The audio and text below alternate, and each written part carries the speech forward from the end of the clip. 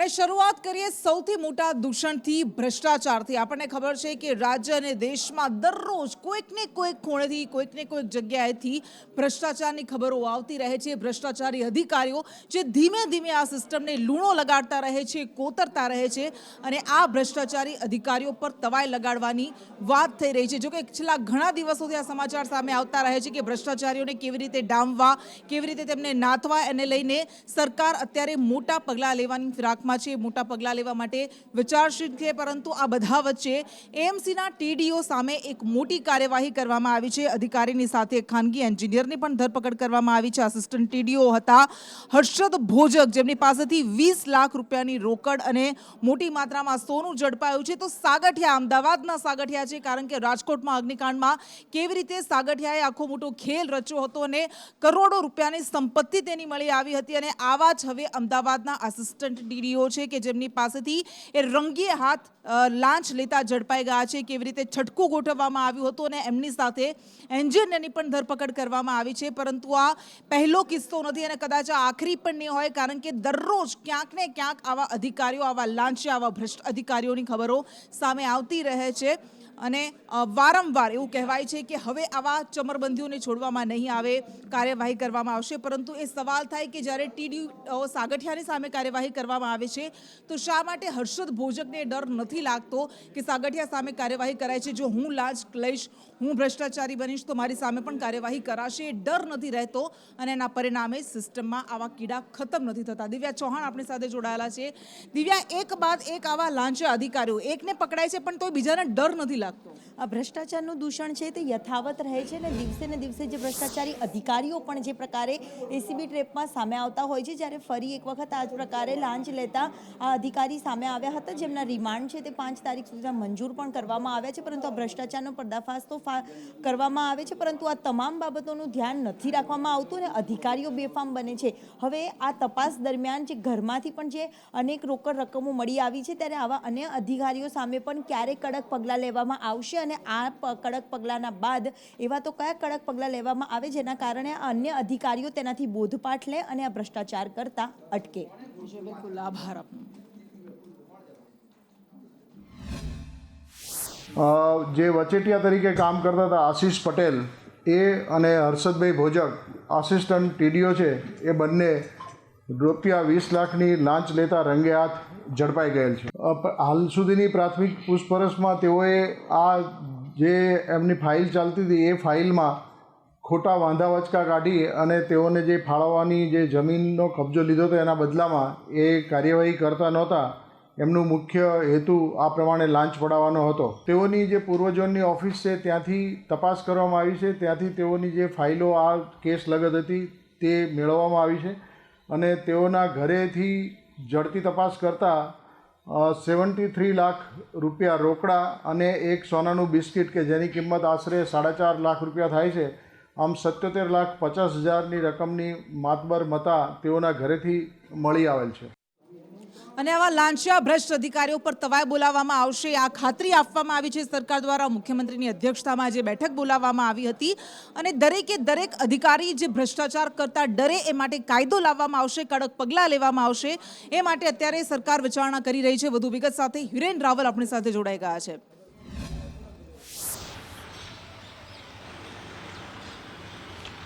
August મહિનાના અંતમાં ગુજરાત વિધાનસભાનું ચોમાસું સત્ર મળનારું છે। ચોમાસું સત્રમાં રાજ્ય સરકાર આ નવો કાયદો છે એ વિધાનસભા ગૃહમાં પસાર કરશે, જેમાં આ પ્રકારે લાંચિયા અધિકારીઓ, એસીબીના કેસો ઉપરાંત અધિકારીઓ સામે કોઈ પણ પ્રકારના ક્રિમિનલ એક્ટ હોય, સરકાર સાથે છેતરપિંડીની બાબતો હોય અથવા તો સરકારી મિલકતો પચાવી પાડવાની વાત હોય, સરકારી નાણાંનો વ્યય કરવાની બાબતો હોય, આ તમામ બાબતોમાં રાજ્ય સરકાર આવા કર્મચારીઓ સામે એક્શન લેશે। એક્શનમાં અલગ અલગ રાજ્યોમાં જે પ્રકારે અત્યાર સુધી કાયદાઓ છે તે અંતર્ગત એવા લોકોને ધરપકડની સાથે એમની સંપત્તિ છે એ સંપત્તિ રાજ્ય સરકાર જપ્ત કરશે અને એ સંપત્તિની હરાજી કરી અને એમાંથી રિકવરી કરશે। જો જરૂર પડશે તો એ હરાજી પછી જો એ સરકાર કેસ હારી જાય છે તો સરકાર એમને એ પૈસા વ્યાજ સાથે પાછા પણ જે તે પાર્ટીને આપશે। આ પ્રકારની જોગવાઈઓ એની અંદર કરવામાં આવી શકે છે। સાથે સરકારી અધિકારીઓ સાથે ખાનગી વ્યક્તિઓને પણ આની અંદર આવરી લેવામાં આવશે, જેથી કરીને અન્ય કોઈ વ્યક્તિઓ કે સરકારી અધિકારી પોતાની પૈસા છે એ ખોટી રીતે બીજાના કોઈના નામે રોકતા હોય અથવા તો આવક કરતાં વધુ સંપત્તિ હોય તો એના કેસોમાં પણ આ નવો કાયદો છે એ આવરી લેવામાં આવશે. સામાન્ય લોકોને પણ આની અંદર આવરી લેવામાં આવશે કે આ પ્રકારના કેસો કોઈ એમની સામે થાય છે તો એમની પણ સંપત્તિ જપ્ત કરી અને એને હરાજી થઈ શકે એ પ્રકારની જોગવાઈઓ કરાશે. બિલકુલ હિરેન, આભાર આપનો. અને કેવી રીતે આ કીડા કે જે સિસ્ટમને કોતરી રહ્યા છે ધીમે ધીમે ઉદયની માફક એમના પર કાર્યવાહી કરવામાં આવશે ની વાતો તો થઈ રહી છે, પરંતુ એના પરિણામ શું આવે છે આવા ભ્રષ્ટ અધિકારીઓના એ વારંવાર આપણે જોઈએ છીએ. એ પછી ભ્રષ્ટાચારના ભાર સહન કરતા બ્રિજની વાત હોય, તૂટતા બ્રિજની વાત હોય. સુરતમાં હજુ થોડા દિવસ પહેલા સામે આવ્યું હતું કે મેટ્રો રેલનો અત્યારે જે પ્રોજેક્ટ ચાલી રહ્યો છે અને એ વખતે કેવી રીતે આખો ભ્રષ્ટાચાર થયો હોય તેને લઈને સવાલો ઉઠી રહ્યા હતા, કારણ કે પિલ્લરમાં ક્યાંક ખામી સામે આવી હતી અને ફરી એક વખત કંઈક આવા જ દ્રશ્યો સામે આવ્યા છે, કારણ કે પિલ્લરની ઉપરનું જે કોન્ક્રીટનું સ્ટ્રક્ચર હતું તેમાં તિરાડો સામે આવી છે. આઝમ સાલે આપણી સાથે જોડાઈ ગયા છે. આઝમ, થોડા દિવસ પહેલા જે આખું આવ્યું હતું સામે કે નમી ગયો હતો આખો પિલ્લર અને હવે પિલ્લરની ઉપર તિરાડો સામે આવી છે કોન્ક્રીટના સ્ટ્રક્ચરમાં, શું અત્યારે તપાસ ચાલી રહી છે, શું કાર્યવાહી થઈ રહી છે?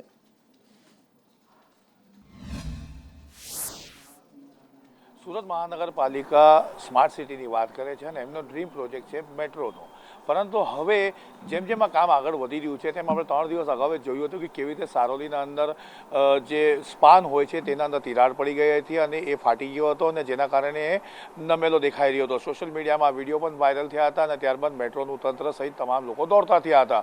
હવે 3 દિવસ બાદ આપણે જોઈ રહ્યા છીએ એ આખો એક અલગ વિસ્તાર છે જે ભટાર રોડ તરીકે ઓળખાય છે અને જ્યાં એક બિલ્ડિંગ છે ત્યાંના સામેનો આ પિલ્લર છે જેના અંદર ઉપરના ભાગે જે જમ્પર તરીકે ઓળખાતું હોય છે, જે એક પિલ્લર અને મેટ્રોનું વજન જે ખમતું હોય છે તેને આ જમ્પર તરીકે કહેવાતું આવે છે. ત્યાં 2 જેટલી તિરાડ દેખાઈ રહી છે, પરંતુ ત્યાં હજુ સુધી કોઈ પણ અધિકારી કે કર્મચારી પહોંચ્યા નથી. નજીકમાં આવેલા બીજા પિલ્લરનું કામ ચાલી રહ્યું હતું.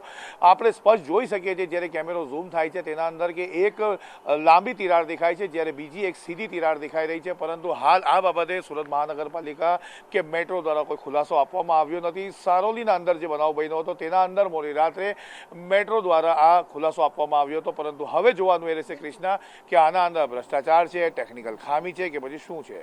જી, તો એક તરફ કોંગ્રેસની આ યાત્રા નીકળશે, પરંતુ બીજી બાજુ કોંગ્રેસના જ એક નેતા પુંજા વંશ દ્વારા સરકાર પર કેટલાક સવાલ ઉઠાવવામાં આવ્યા છે કે શા માટે કંપનીઓના ઉદ્યોગપતિઓના પૈસા દેવા તમે માફ કરી રહ્યા છો. આ સવાલ વારંવાર ઉઠતા રહે છે અને પુંજા વંશે કેટલીક કંપનીઓના નામ સાથે કહ્યું કે કરોડો રૂપિયા એમના માફ કરી દેવામાં આવ્યા, એની પાછળનું કારણ શું છે? રાજ્ય સરકાર પ્રાથમિક રીતે એક વૈધાનિક સંસ્થા હોય એની ભલામણો સ્વીકારવાની હોય છે, પણ આ કિસ્સાની અંદર રાજ્ય સરકારે ભલામણો સ્વીકારવાને બદલે બોજો જે નાખ્યો છે, હકીકતમાં જે કોઈ બોજો નખાય બોજા પ્રમાણે તો નખાયેલો બોજા પ્રમાણે તો વસૂલ કરવા જ જોઈએ. બધા પાસે આજે પણ વસૂલ કરે છે. રાજ્યની અંદર પહેલો કિસ્સો છે કે બોજો નાખ્યો હોય અને એ બોજો નાખેલો હોય એને પણ માફ કર્યા હોય, કારણ કે બોજા નાખેલા પ્રમાણે ગણતરી કરવા જાવ તો પણ 107 કરોડ રૂપિયા માફ કરાય. જો વસૂલ કરે તો 238 કરોડ વસૂલ કરે, એને બદલે 155 કરોડ વસૂલ કર્યા, એટલે બોજો નાખ્યા પછી પણ એમાં 107 કરોડ રૂપિયા જેવી રકમ કંપનીને મદદ કરી છે. આવો કિસ્સો ગુજરાતની અંદર મારા ધ્યાનમાં ક્યારેય નથી આવ્યો. અને આ વખતે મેઘરાજાએ ગુજરાતના અલગ અલગ પંથકોને બરાબર ગમરોળ્યા. દક્ષિણ ગુજરાતથી તેની શરૂઆત થઈ હતી, સૌરાષ્ટ્રને ગમરોળ્યું, મધ્ય ગુજરાતના પણ કેટલાક પંથકોમાં આ વખતે સારો એવો વરસાદ વરસ્યો. જો કે છેલ્લા 2 દિવસથી વરસાદે વિરામ લીધો છે, પરંતુ આગામી 7 દિવસ ગુજરાતમાં સાર્વત્રિક વરસાદની આગાહી કરવામાં આવી છે. 4 દિવસ માછીમારોને દરિયો ન ખેડવાની સૂચના આપવામાં આવી છે. आने वाले 7 दिनों के लिए गुजरात स्टेट के सारे डिस्ट्रिक्ट कवर हैं, जिसमें लाइट टू मॉडरेट रेन का पूर्वानुमान है. और वार्निंग की बात करेंगे तो आज के लिए जहां पर वेरी हेवी रेनफॉल की वार्निंग है और साथ में ऑरेंज अलर्ट जारी है वो डिस्ट्रिक्ट है सूरत, नवसारी, वलसाड़, दमन और दादरा नगर हवेली. और जहां पे हेवी रेनफॉल की वार्निंग और साथ में येलो अलर्ट जारी है वो डिस्ट्रिक्ट है बनासकांठा, पाटन, साबरकांठा, अरावली, महिसागर, नर्मदा, भरूच, डांग और तापी डिस्ट्रिक्ट शामिल है, जहां पर हेवी रेनफॉल की वार्निंग और साथ में येलो अलर्ट जारी है. और फिशरमैन वार्निंग की बात करेंगे तो आने वाले 4 दिनों के लिए फिशरमैन की वार्निंग है, जिसमें विंड की स्पीड 45 से 55 kmph और साथ में जो गस्टी विंड होगी वो 65 kmph के आसपास रहने का पूर्वानुमान है. अभी एक साउथ गुजरात पे ऑफशोर ट्रफ बना हुआ है, जिसके कारण आज के लिए ऑरेंज अलर्ट जारी है। અને ગુજરાતમાં અત્યાર સુધી એકંદરે સરેરાશ સારો વરસાદ વરસ્યો છે ને એના કારણે ઉનાળામાં લગભગ સૂકા ભટ્ટ થઈ ગયેલા જળાશયો હવે ફરી પાછા જીવંત થઈને વહેવા લાગ્યા છે, કારણ કે મધ્ય ગુજરાત, ઉત્તર ગુજરાતને બાદ કરતા મધ્ય ગુજરાત, દક્ષિણ ગુજરાત, સૌરાષ્ટ્રમાં સારો વરસાદ વરસ્યો અને તેના કારણે નદીઓમાં અત્યારે નવા નીરની આવક થઈ છે, નદીઓ વહેતી થઈ છે। આવા જ કંઈક દ્રશ્યો ઓરસંગ નદીના સામે આવ્યા છે। છોટાઉદેપુરમાં ઓરસંગ નદીમાં ઉપરવાસમાં સારા વરસાદને કારણે ઓરસંગ નદીમાં ઘોડાપૂર આવ્યું છે અને આ સાથે જ ગુજરાતના જળાશયોની આપણે વાત કરીએ તો સૌથી મોટો સરદાર સરોવર ડેમ કે જે 53% થી 54% સુધી ભરાઈ ગયો છે, તો 200 કરતાં વધુ એવા જળાશયો છે કે જે 50% કરતાં વધારે ભરાઈ ગયા છે। તો ઉપરવાસમાં સતત ભારે વરસાદ વરસી રહ્યો છે અને એના કારણે જળાશયો પણ છલકાઈ રહ્યા છે, નદીઓ, તળાવો, સરોવરો અને ચેકડેમ છલકાઈ રહ્યા છે। આ દ્રશ્યો છે છોટાઉદેપુરના ઓરસંગ નદીમાં ઘોડાપૂર આવ્યું છે, તો ચેકડેમ પહેલી વખત એવું થયું છે કે ચેકડેમ ગરકાવ થયો છે અને અત્યાર સુધીમાં 50% કરતાં વધારે સરેરાશ જળાશયો છલકાયા છે।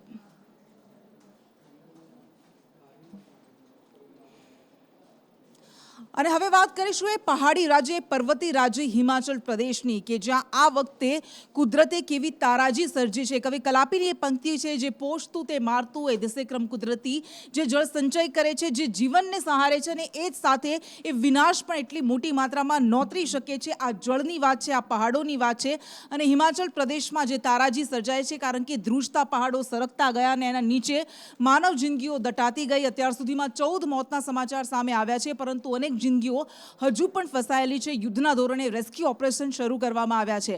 વધુ વિગત સાથે સંવાદદાતા અજય યાદવ આપણી સાથે જોડાઈ ગયા છે। જય જય।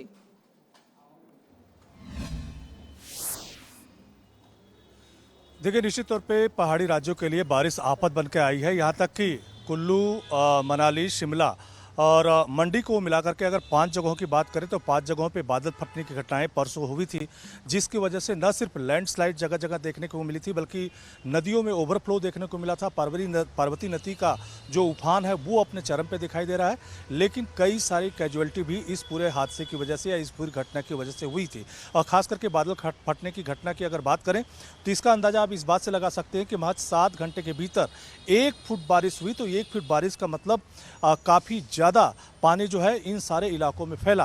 और ख़ास करके इस पूरी बादल फटने की घटना की वजह से होने वाले नुकसान की अगर बात करें तो अभी तक कई सारे जगहों को मिला करके 5 मौतों की पुष्टि की जा चुकी है, जबकि ये कहा जा रहा है कि करीब 54 से ज़्यादा ऐसे लोग हैं जो अभी भी लापता बताए जा रहे हैं।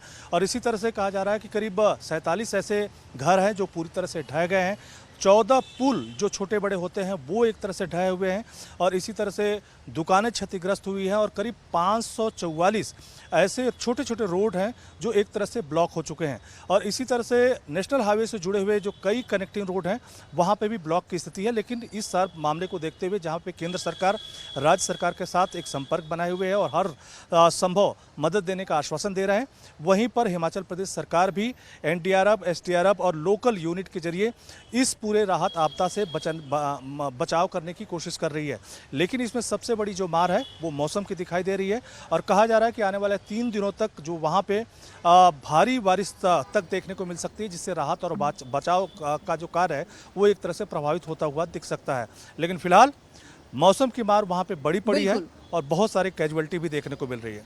જી બિલકુલ અજય, ધન્યવાદ તમામ જાણકારી કે लिए। અને આવી જ કંઈક હાલત દેવભૂમિ ઉત્તરાખંડની પણ છે। 2013નું એ પૂર યાદ હશે, જ્યારે ઉત્તરાખંડમાં પ્રલય આવ્યો હતો અને હજારો જિંદગીઓ તણાઈ ગઈ હતી, દટાઈ ગઈ હતી, પરંતુ ઉત્તરાખંડમાં અત્યારે વારંવાર ભૂસ્ખલન થઈ રહ્યા છે અને એના કારણે કેદારનાથમાં હજારો યાત્રિકો ફસાયેલા છે, તેમાં ગુજરાતીઓ પણ સામેલ છે।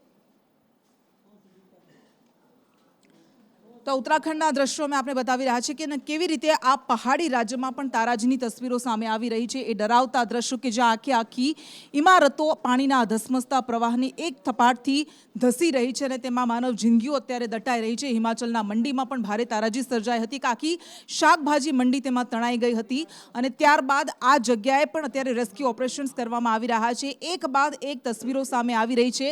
તંત્ર દ્વારા એવું કહેવામાં આવ્યું છે કે અત્યારે મોટાભાગના લોકોને બચાવી લેવામાં આવ્યા છે, પરંતુ કેદારનાથનો રસ્તો બંધ છે। અન્ય યાત્રાધામમાં અત્યારે રસ્તો ચાલુ છે, એ સુરક્ષિત છે, પરંતુ હવામાનને જોતા અમે અપીલ કરીએ છીએ કે અત્યારે મહેરબાની કરીને ન આવવું। जितने लोगों को बचाव किया गया है, राहत की गई है और निकाला गया है, रेस्क्यू किया गया है, लगभग वो संख्या 5000 है। कुछ को हेली सेवा एयर से निकाला गया है, कुछ को वैसे निकाला गया है। 5000 किया गया और जो लोग अभी बचे हुए हैं लगभग 1000 के लगभग लोग धाम पर हैं और मौसम यदि ठीक रहता है तो आज शाम तक सभी को निकाल लिया जाएगा। आदरणीय गृह मंत्री जी भी लगातार संपर्क में, भारतीय जनता पार्टी के राष्ट्रीय अध्यक्ष जी का भी लगातार जानकारी ले रहे हैं और पूरा केंद्र की सरकार इस आपदा के समय में हमारे साथ है। हम हर संभव एक एक तीर्थयात्री, एक एक श्रद्धालु, एक एक आपदा पीड़ित को हर संभव सहायता के लिए हम लोग प्रतिबद्ध हैं। અને એવું નથી કે માત્ર ઉત્તર ભારતમાં જ મુશળધાર વરસાદ વરસી રહ્યો છે, પરંતુ મધ્ય ભારતની પણ કંઈક આવી જ હાલત છે। મધ્યપ્રદેશમાં પણ સતત મુશળધાર વરસાદને કારણે નર્મદા નદીએ રૌદ્ર સ્વરૂપ ધારણ કર્યું છે। 20 જિલ્લાઓ એવા છે કે જ્યાં ભારે વરસાદ વરસી રહ્યો છે, ભોપાલ સહિત। અને આ ભારે વરસાદને કારણે નદીઓ ગાંડીતૂર બની છે। મંડલામાં નર્મદા નદીનું રૌદ્ર સ્વરૂપ સામે આવ્યું છે તો રામનગર અને નાનો પુલ નદીમાં ગરકાવ થઈ ગયો છે। ભોપાલમાં બડા તાલાબ પર બનેલા ડેમના દરવાજા ખોલવાની ફરજ પડી છે। વાત કરીએ જામનગરના ધ્રોલ ગામના હિન્દુ સમુદાયમાં અત્યારે રોષ પ્રવર્તી રહ્યો છે અને એની પાછળનું કારણ છે કે તેઓ જ્યાં રહે છે તેમના રહેઠાણ પાસે નોનવેજનો કચરો ઠાલવવામાં આવે છે। અનેક વખત આ મુદ્દે રજૂઆત કરવામાં આવી હતી અને આ મુદ્દાને લઈને તેમણે ધારાસભ્ય અને કોર્પોરેટર સામે પણ કેટલાક આક્ષેપ કર્યા છે અને આખરે હારી થાકી કંટાળીને જ્યારે કોઈ નિરાકરણ ન આવ્યું ત્યારે તેમણે કલેક્ટરને આ મામલે રજૂઆત કરી છે અને ધર્મ પરિવર્તન કરવા માટે તેમણે અરજી કરી છે, માંગ કરી છે। ગઈકાલનો આ પ્રશ્ન છે ખૂબ જ સેન્સિટિવ પ્રશ્ન છે। એ પ્રશ્નને લઈને હિન્દુ સેના તત્પર કાલથી કામે લાગી ગઈ છે અને પ્રશાસનને પણ જગાડવાની કોશિશ ચાલુ છે અમારી। અને અમારા એમએલએ શ્રી મેઘજીભાઈ સાથે પણ વાત થઈ છે। ટૂંકા ગાળામાં એ આ પ્રશ્નનો નિકાલ કરવા તૈયાર છે અને ટૂંક સમયમાં આ પ્રશ્નનો સોલ્વ થઈ જશે એવું અમને આશ્વાસન પણ પ્રશાસન તરફથી મળેલ છે। हमारी मुख्य જરૂરિયાતો જે પૂરી નથી થતી એના અનુસંધાને અમે અરજી આપેલી છે કે જે આ રસ્તા બાબતની છે તેમજ રસ્તામાં જે ગંદકી નાખવામાં આવે છે તે અસહ્ય છે, કેમ કે ત્યારે બહુ જ રસ્તો ખરાબ દુર્ગંધ થાય છે। પ્રાણીઓના મૃતદેહો મન ફાવે ત્યાં નાખીને વયા જાય છે અને જે અમુક મુખ્ય જરૂરિયાતોનું નિરાકરણ નથી થતું તેના લીધે અમે જે આ ધર્મ પરિવર્તનની ચીમકી આપેલી છે। કેટલા લોકો છે, ક્યાં ક્યાં પત્ર લખ્યો છે? અમે આ 748થી વધારે લોકો અહીંયા રહેઠાણ છીએ, તેમજ પત્ર અમે નગરપાલિકામાં આપેલો છે, કલેક્ટર શ્રી સાહેબને આપેલો છે, તેમજ મુખ્યમંત્રી સાહેબને આપેલો છે, સરકારી તમામ કચેરી આરોગ્ય વિભાગમાં પણ આપેલો છે, વગેરે જગ્યાએ આપેલો છે અમે આ પત્ર। જો આ નિરાકરણ નહીં આવે તો શું કરશો? નિરાકરણ ન આવે તો અમારો એક જ હવે રસ્તો રહ્યો છે, જે આ ધર્મ પરિવર્તનનો, બીજો કોઈ રસ્તો નથી।